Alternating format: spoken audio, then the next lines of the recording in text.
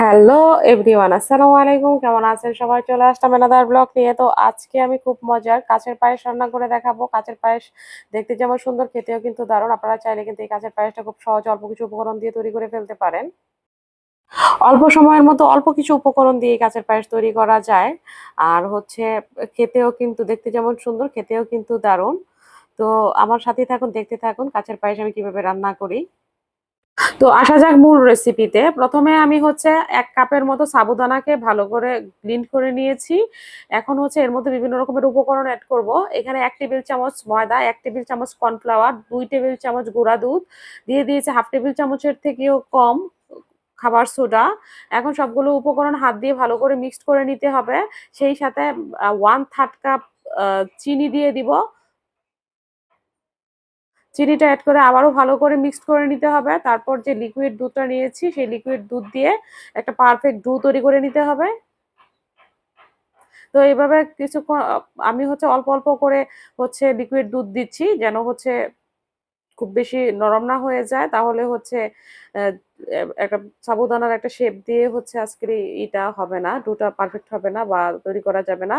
তো এভাবে আমি আস্তে, আস্তে হচ্ছে অ্যা লিকুইড দুধ দিয়ে হচ্ছে একটা ডো তৈরি করে নেব। ডোটাকে হচ্ছে ১০ মিনিটের মতো রেস্টে রেখে দেব। ১০ মিনিট পর হচ্ছে আমি ছোট, ছোট করে হচ্ছে সাবুদানার একটি মিষ্টির মতো তৈরি করে নিব।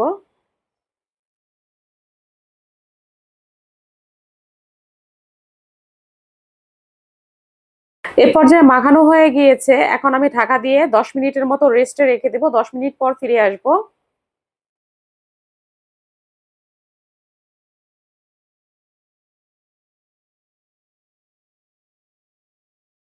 ১০ মিনিট রেস্টে রাখার পর এটা পারফেক্টলি সেট হয়ে গিয়েছে। এ পর্যায়ে ছোট, ছোট করে হচ্ছে আমি বলের মতো তৈরি করে নিব। ১ম অবস্থাতে মনে হয়েছিল যে খুব পাতলা হয়ে গিয়েছে। পরে এটা হচ্ছে ১০ মিনিট রেস্টে রাখার পর এটা কিন্তু পারফেক্টলি একটা ডো তৈরি হয়ে গিয়েছে। এ পর্যায়ে হাতে ঘি লাগিয়ে হচ্ছে আমি ছোট, ছোট বলের মতো তৈরি করে নিব। আমি এরকম শেপ দিয়ে ফলগুলো তৈরি করে নিচ্ছি সাবুদানার। আপনারা চাইলে যেকোনো শেপ দিতে পারেন।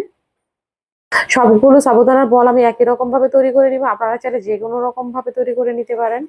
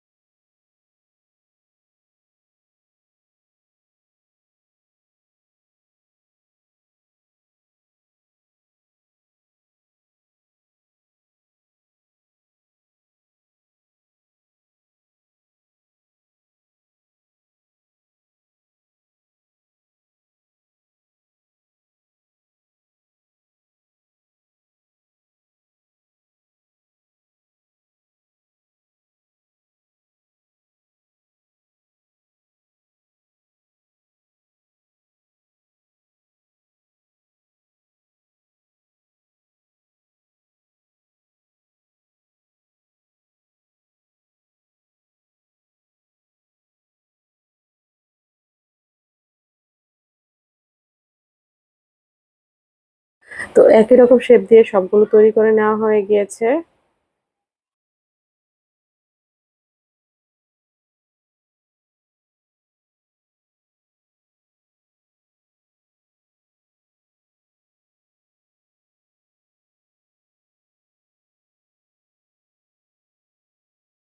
এই পর্যায়ে চুলায় একটা প্যান বসায় দিয়েছি। দিয়ে দিয়েছি প্রায় ২ লিটারের মতো লিকুইড দুধ। লিকুইড দুধটাকে ভালো করে জাল করে নিতে হবে।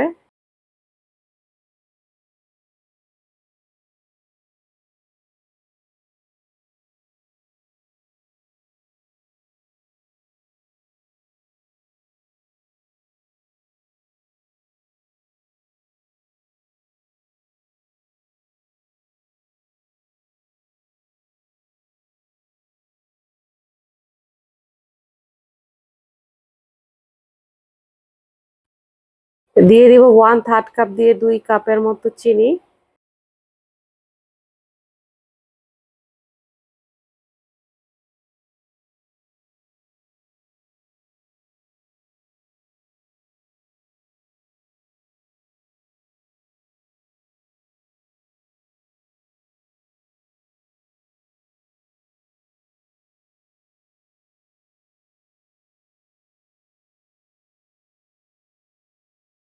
ভালো একটা ফ্লেভারের জন্য দিয়ে দিব কয়েকটা এলাচ।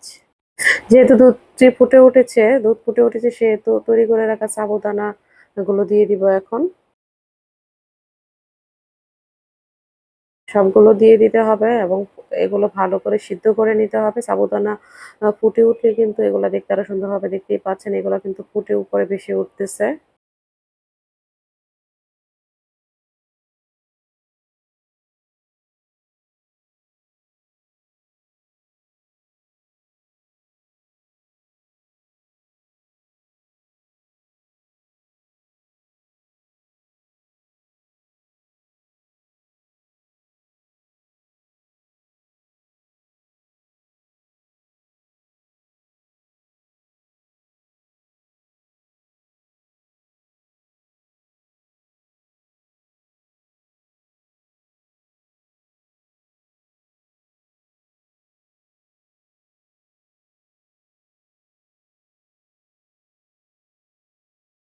আমি প্রায় ২০ মিনিটের মতো কুক করে নিয়েছি।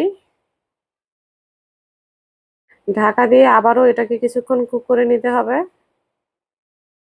তো কুক করে নেওয়া হয়ে গিয়েছে, দেখতেই পাচ্ছেন সাবুদানা ফুটে উঠেছে। তো তৈরি হয়ে গেছে কাঁচের পায়েস, দেখতেই পাচ্ছেন। আপনারা চাইলে কিন্তু এভাবে কাঁচের পায়েস তৈরি করে খেয়ে দেখতে পারেন, ভালো লাগবে।